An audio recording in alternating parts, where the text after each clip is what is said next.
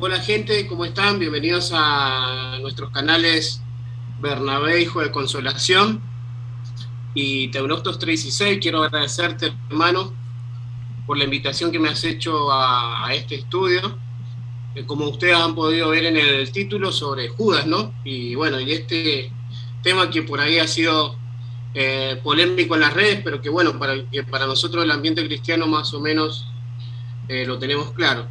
Y queremos presentar un argumento sólido, bíblico y cronológico sobre las últimas horas de Jesús con sus discípulos, en las cuales se encontraba Judas. Así que también quiero decir que estuvimos viendo un poco el video del hermano Winston Medina con respecto a este tema y vimos que algunos puntos estuvieron bien, pero bueno, queremos armonizar en nuestro video, lo teníamos armado de hace ya tiempo y queremos, más que reforzar, queremos dar nuestro punto de vista con respecto a este tema, hermano. Así que te agradezco y por haber invitado y sé que la exposición la vas a hacer vos y que esta información viene de ti, hermano. Así que bueno, sin más preámbulos, te doy la palabra. Gracias hermano, un saludo allá a Argentina, les mandamos un abrazo a los hermanos en Cristo también, esperamos de que esto aclare muchas dudas y saque y enclarezca lo que se presenta, y esto no es para discordia. Este es un tema en el cual nuestros antepasados, los creyentes, no hablaban de este tema, porque es irrelevante. Exacto. Pero pues tenemos que presentar una posición. Respetamos a los que creen diferente, pero pues nosotros vamos a presentar nuestras convicciones del por qué creemos de que Judas se condenó. Extrañamos la presencia del hermano Denis acá, que iba a acompañarnos, pero no pudo estar. La grabación se iba a llevar a cabo mañana, pero decidimos con Bernabé hacerlo hoy. Entonces la exposición va a durar sin mucho 20 minutos, así que no se desespere, y de último nos vamos a quedar unos 10 minutos y mucho platicando para que no se haga largo, ¿ok? Este tema, si lo hacemos cronológicamente, lo abordamos desde los 4 evangelios. Vamos a observar que no es tan difícil, ¿ok? Entonces los versículos que se están utilizando eh, para apoyar la creencia que Judas recibe un trono y por ende la salvación eterna son Mateo 19:27 y Juan 70 nada más. Yo agregué el 69. Entonces vamos a ver qué dice. Entonces respondió Pedro y le dijo: he aquí, nosotros lo hemos dejado todo y te hemos seguido. Y le hace la pregunta a Jesús: ¿qué pues recibiremos? Jesús le responde y le dice: en verdad os digo, se dirige a los que están ahí con él, que vosotros que me habéis seguido, en la regeneración, cuando el Hijo del Hombre se siente en el trono de su gloria, os sentaréis también sobre 12 tronos para juzgar a las 12 tribus de Israel. Entonces empezamos a ver que se asume que Judas estaba ahí simplemente porque se mencionan 12 tronos. Pero ahorita vamos a ver que no es así. Eso es nuestro punto de vista que tenemos que probar. En Juan 10, 69, 70 dice: y nosotros hemos creído, le dice Pedro, y conocido que tú eres el Santo de Dios. Jesús le responde con otra pregunta. No le aclara que él ha creído, sino que le responde con una pregunta. Y le dice: ¿no os escogí yo a vosotros, los 12? Y sin embargo, uno de vosotros es un diablo. ¿Ok? Entonces, acá el argumento es que porque dice 12 tronos, tenemos que concluir que Judas recibe un trono y que Jesús los escogió.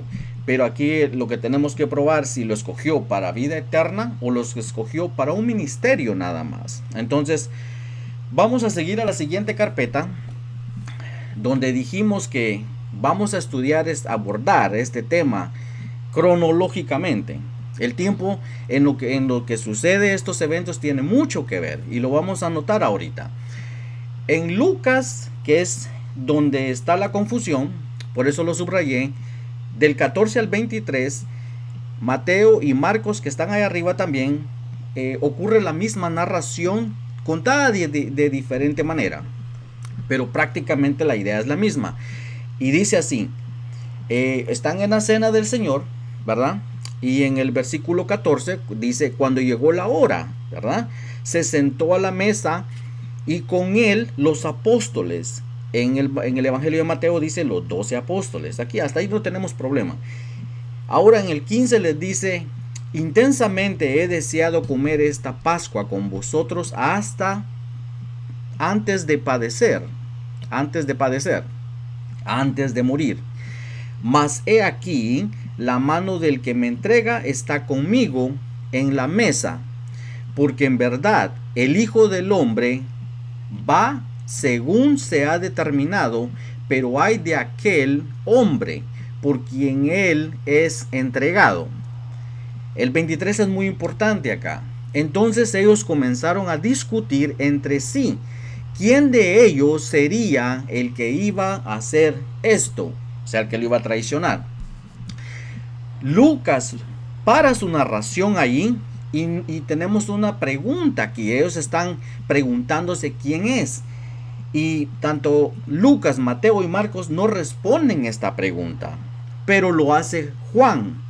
Juan en el capítulo 13, esto es muy importante porque acordémonos que supuestamente los tronos se le prometen a Judas en Mateo 19. Acá ya estamos en Mateo 26.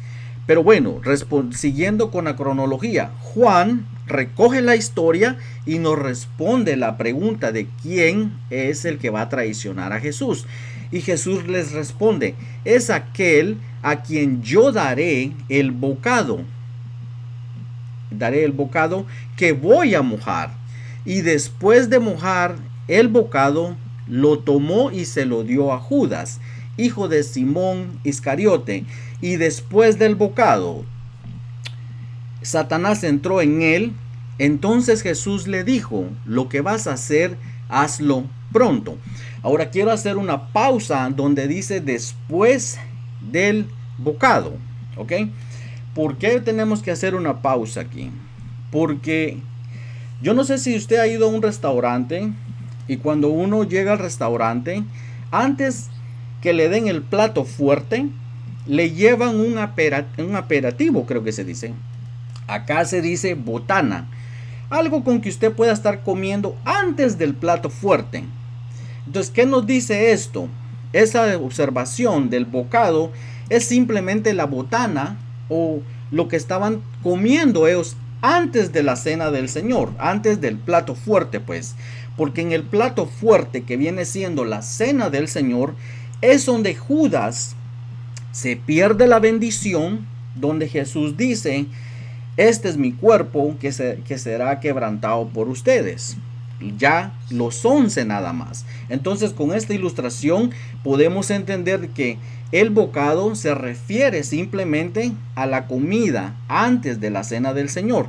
Le exhorto a que vaya y ponga los 4 evangelios y los lea cronológicamente y se va a dar cuenta que hay una diferencia entre la comidita regular y la cena del Señor. Judas ya no participa de esa cena. Siguiendo con la cronología, miramos que después del bocado Jesús le dice que vaya y haga lo que tenga que hacer. Y observa lo que hace Juan.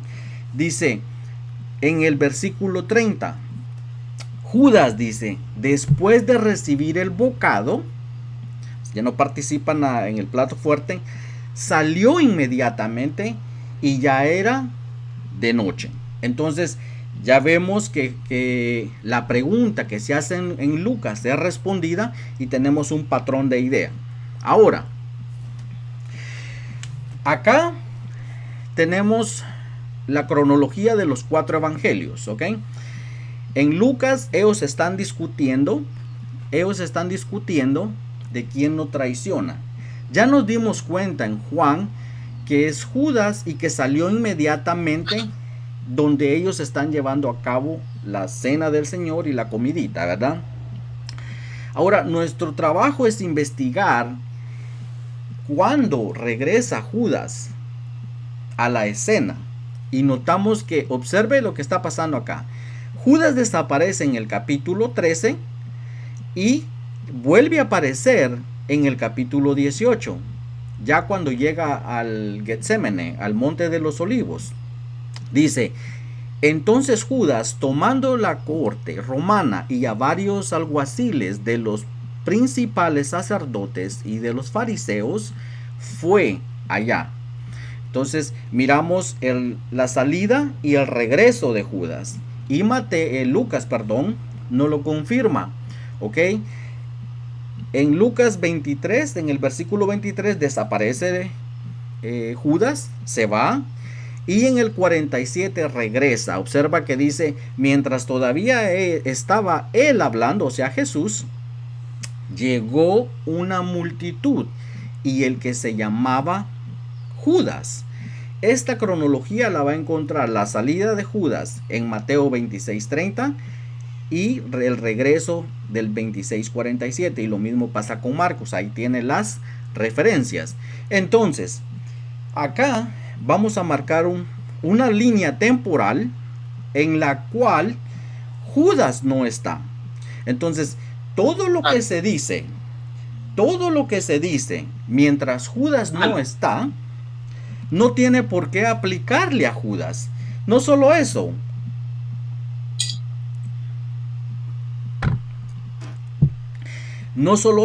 sino que vamos a ver que desde los mismos labios de Jesucristo, Judas se queda sin trono y condenado. Entonces, acá tenemos la idea que necesitamos entender: que en este periodo de tiempo donde Judas sale, se toma su tiempo. No es como que agarra su Ferrari y va y agarra a todos los fariseos y ya están juntos todos ahí esperándolo. No, esto se lleva su tiempo.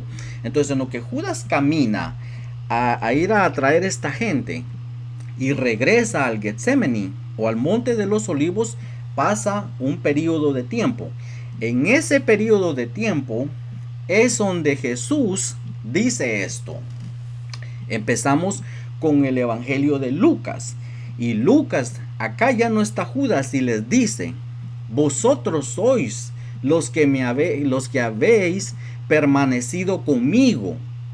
Y lo califica con pruebas. Vosotros sois ya nada más los 11. Esto tiene que aplicar. Sería una locura aplicarle esto a Judas cuando él no está escuchando esto. Ya había salido. Vosotros sois los que habéis permanecido. Y si notamos en Mateo 19:27, dice: ustedes son los que me han seguido. Acá dice permanecido. El 29 dice: y así como mi Padre me ha otorgado un reino, yo os otorgo que comáis y bebáis a mi mesa en mi reino, y os sentaréis en tronos. ¿Ok? Si solo hay 11 discípulos acá, ¿por qué Jesús dice juzgando a las 12 tribus de Israel? Cuando nada más hay presentes 11 de los apóstoles. ¿Ok?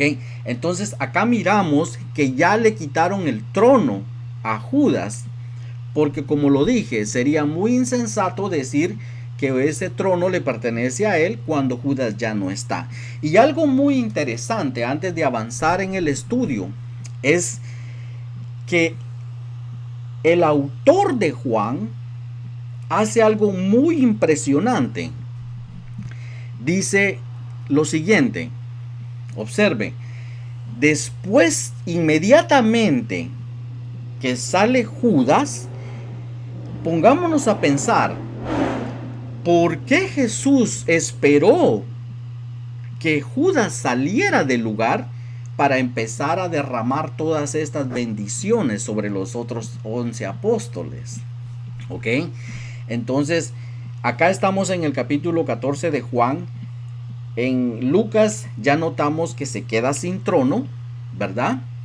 Y en Juan, Jesús empieza a derramar muchas promesas solo para los 11 apóstoles que quedan ahí. Vamos a empezar con el capítulo 14 hasta que Judas vuelve a aparecer en la escena. Y vamos a ver de que todas estas cosas, todas estas bendiciones se las pierde Judas. Dice el versículo 3, dice, si me voy y preparo un lugar para vosotros, o sea, los 11 nada más que están ahí, vendré otra vez y os tomaré conmigo, para que donde yo estoy, allí estéis también vosotros. Judas no está acá. Judas no está en el patrón cronológico que ya les presentamos. En Juan capítulo 14, 17 siguen las bendiciones, dice la venida del Espíritu Santo, es decir, el Espíritu de verdad, a quien el mundo no puede recibir,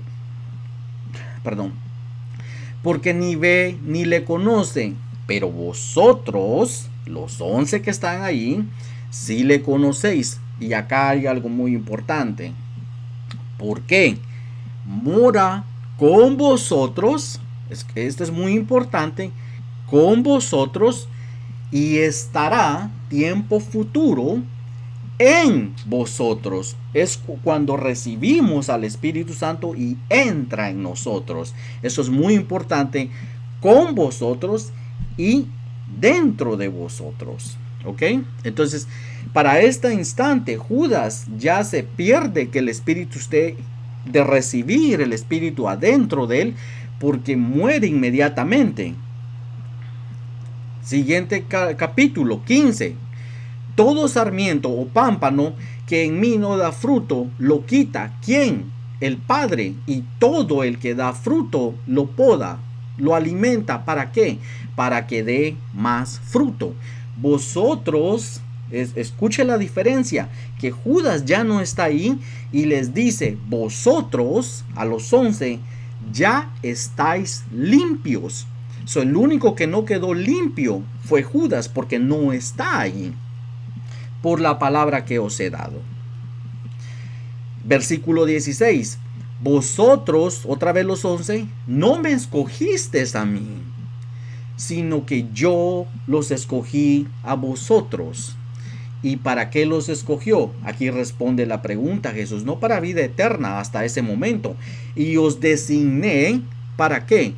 Para que vayáis y deis fruto, y que vuestro fruto permanezca. Esto es algo que también Judas no va a poder llevar a cabo, porque se muere inmediatamente en un periodo de unas cuantas horas.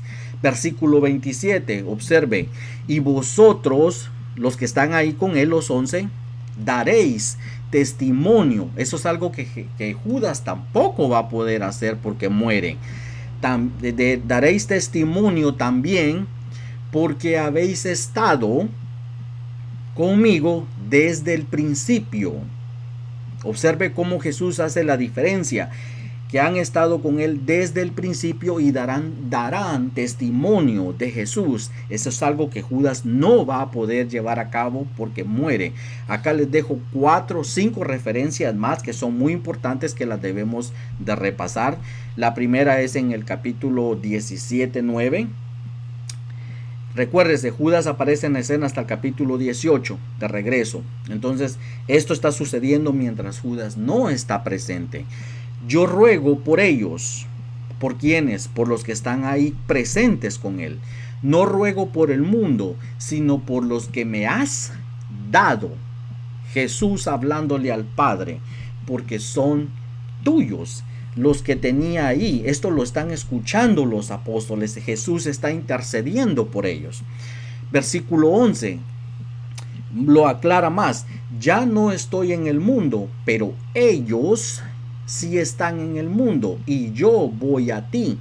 Padre Santo, guárdalos en tu nombre. ¿A quiénes? A los 11 que están ahí. El nombre que me has dado, para que sean uno, así como nosotros.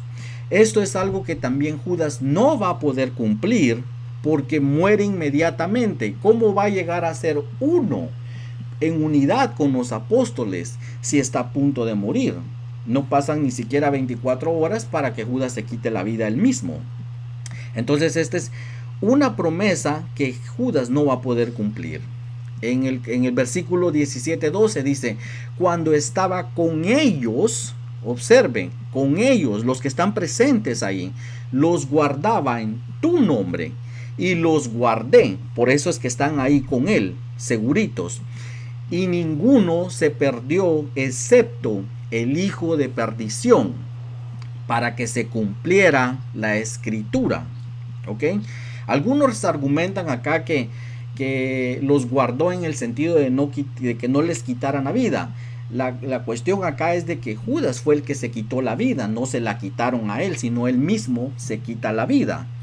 En el 17:20, sigan las bendiciones, mas no ruego solo por estos que están aquí, por estos, sino también por los que han de creer en mí. Y algo muy importante, por la palabra de ellos. Eso es algo que va a suceder en el futuro, que las personas que van a creer es otro ministerio del cual Judas no va a poder ser parte porque está a punto de morir. Versículo 24 y 25 del mismo capítulo. Padre, quiero que los que me has dado, los que están ahí, Judas ya no está ahí, por eso no tiene por qué aplicársele todo esto. Los que me has dado estén también conmigo donde yo estoy, para que vean mi gloria. Oh Padre justo, aunque el mundo no te ha conocido, observen, yo te he conocido, y estos que están aquí conmigo en la mesa, Judas no está ahí, han conocido que tú me enviaste. Siguen las bendiciones y acá en el capítulo 18 es donde Judas regresa a la mesa, regresa, encontramos que él regresa a la escena, pues. Entonces es muy importante lo que va a suceder ahorita. Escuche las palabras de Jesús. Después de haber dicho esto, ¿cuál esto? Todas las promesas y las bendiciones que acaban de recibir los 11 apóstoles, nada más, excluyendo a Judas, porque Judas andaba con todo ese rollo de ir a traer a los sacerdotes y todo eso. Entonces, después de haber dicho esto, de darles todas las promesas y bendiciones, la promesa del Espíritu Santo, que Dios los guarde, de recibir el trono, de que ellos serán y testificarán de Cristo. Observe lo que hace Jesús. Después de que dijo todo esto, Jesús salió con sus discípulos al otro lado del torrente Cedrón, donde había un huerto, en el cual entró él con sus discípulos, pero excluye a Judas en el versículo 3. Entonces dice, Judas, tomando la corte romana y a varios alguaciles de los principales sacerdotes y de los fariseos, fue para allá, con linternas y antorchas y armas. Y miramos que Mateo confirma esto. Mientras Jesús estaba en el Getsemaní orando, regresa con sus discípulos, los encuentra dormidos y les dice, ¿qué están haciendo? Levántense, vamos, miren, está cerca el que me entrega. ¿Y qué hace Lucas? No había terminado de decir esto, dice Lucas, y he aquí llegó una multitud y el que se llamaba Judas, uno de los 12, iba delante de ellos y se acercó a Jesús para besarle. Entonces acá podemos notar que Judas regresa a la escena, pero se pierde todas las bendiciones. La primera que está en Lucas, que narra Lucas, que es la que más importa, donde se queda sin trono, y que son los 11 que estaban ahí, que habían permanecido con Jesús. Y si no lo captó, Observe que Lucas desaparece en el versículo 30. Perdón, En el versículo 30, 22-30. Ajá. Y vuelve. En realidad desaparece en el 23. Sí, en el 23.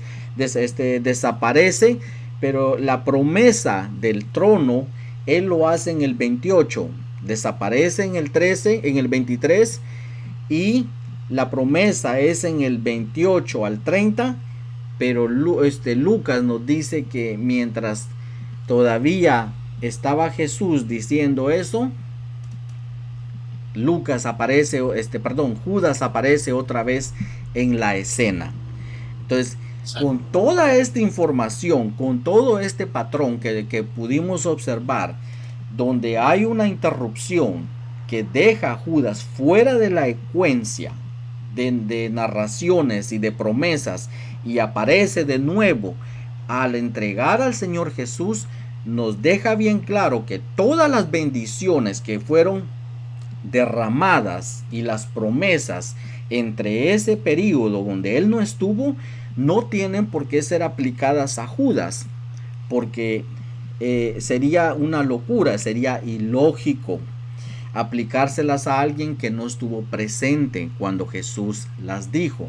Entonces, esto sería un poco de lo que nosotros podemos compartir. Esta es nuestra posición del por qué creemos que Judas fue condenado. Ya el resto, hermano, lo que viene siendo de que era ladrón y todo eso, ¿qué viniera siendo? Sí, hermano, eso vendría siendo como la cerecita del pastel, o como se dice acá, la frutita de la torta. Porque si nosotros entendemos que la Biblia nos dice que los ladrones no heredarán el reino de los cielos, ya desde la misma lógica vemos que la Biblia habla de esa condenación, ¿no? Pero qué bonito es, hermano, poder entenderlo así, como vos muy bien lo expusiste aquí en este estudio, cómo se puede armonizar la Biblia tan claramente sin tener mucha injerencia en el griego, ni en la sintaxis, ni en la gramática, y no solamente basándose en un versículo. Qué bonito es poder armonizarlo desde ese punto. Y vemos, y sin ahondar mucho en lo ya lo expuesto, para no ser muy largo el video, qué bonito es cuando podemos desglosar la Biblia y hacer una exégesis completa de los pensamientos del autor desde la Cena del Señor basado en los 4 evangelios. Y quiero destacar 2 puntitos, hermanos, rápidamente para darle un refuerzo a tu argumento y, digamos, refrescar. Por ejemplo, me llamó poderosísimamente la atención en Juan 6, 69 y 70, cuando vos iniciaste que cuando Jesús escoge a sus discípulos hay que saber entender en la Biblia que cuando se habla de escoger, ahí claramente pudimos ver que lo escoge Jesús para un ministerio a sus discípulos, ¿no? Y otro punto importante para refrescar es sobre cuando tú iniciaste el video, el estudio, sobre Juan 19, 27, que Jesús promete un trono ahí a sus discípulos.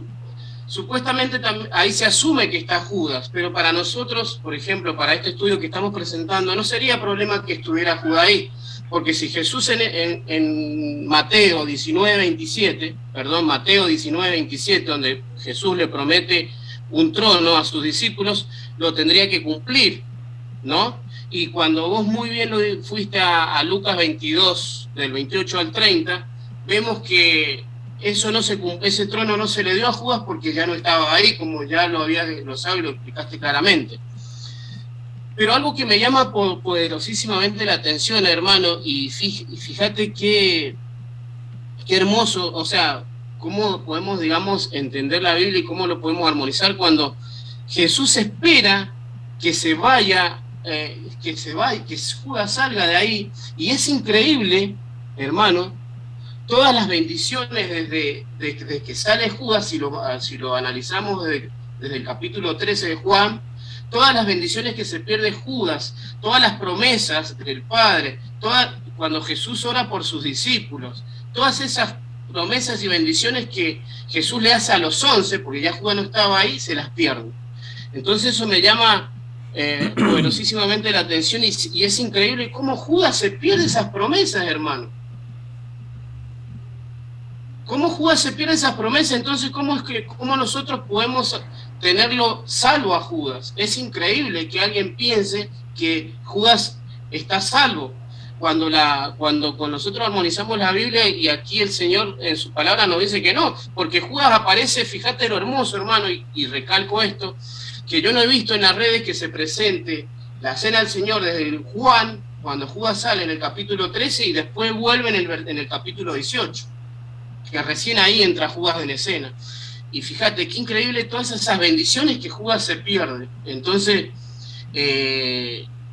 eso es importante que la audiencia lo pueda ver, ¿no? Y para terminar con respecto a esto, hermano, quería dejar dicho que yo he visto en las redes debates sobre este tema de Judas, y bueno, obviamente esta es nuestra postura y nuestra posición. Y no queremos que esto no lo queremos llevar a un nivel personal sobre nadie, pero quiero dejar en claro que cuando yo he visto debates en las redes sobre este tema de Judas, se basan mucho en un versículo, como ya mencioné, y en la sintaxis y en la gramática, y no le dan entidad a lo más importante, que es la interpretación, la exégesis, digamos, por ejemplo, acá los 4 evangelios nos están diciendo, ¿no? Y eso es lo importante, porque tenemos que entender, hermano, que la audiencia o la gente que puede ver los videos en los debates, no toda la gente sabe griego, no toda la gente sabe de sintaxis, no toda la gente sabe de gramática. Entonces nosotros queremos mostrarle a la audiencia algo, como vos dijiste, como el plato terminado, como cuando vos vas a un restaurante y querés comer comida, pero vos querés el plato terminado, y esto es lo que vos le hemos presentado aquí a la audiencia. Y vemos que el Señor se ha encargado en su palabra, ha dejado que su palabra permanezca en estos tiempos, para que nos llegue tanto a vos, hermano, que estás en California, llega la Biblia en inglés, a mí me llega en español, y en sus diferentes idiomas, para que nosotros la podamos entender.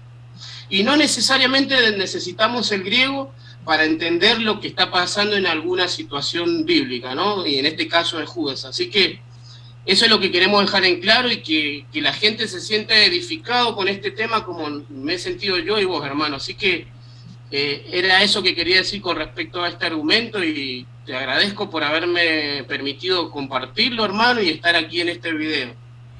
De nada, bro. Como dijo uno de mis maestros, no es la sintaxis la que le da interpretación a un pasaje, sino es el contexto que determina la interpretación tanto de una palabra como de un pasaje completo. Entonces, ahí se lo dejamos. Lo invitamos a que vea este argumento desde el punto contextual, del contexto antes y después de los sucesos, y esperamos que les haya ayudado. Yo sé que fui tal vez un poquito algo rápido, algo muy lento, pero pues ahí tiene algo de material para que pueda examinarlo y llegar a su propia conclusión. Como dijimos, respetamos a los que creen algo diferente, pero pues nosotros no creemos lo mismo. Y pues nos estamos viendo en otro video, hermano. Dios te bendiga, y le mandamos un abrazo al hermano Denis también, ¿ok? Chao, chao. Exacto. Chao, chao. Bendiciones.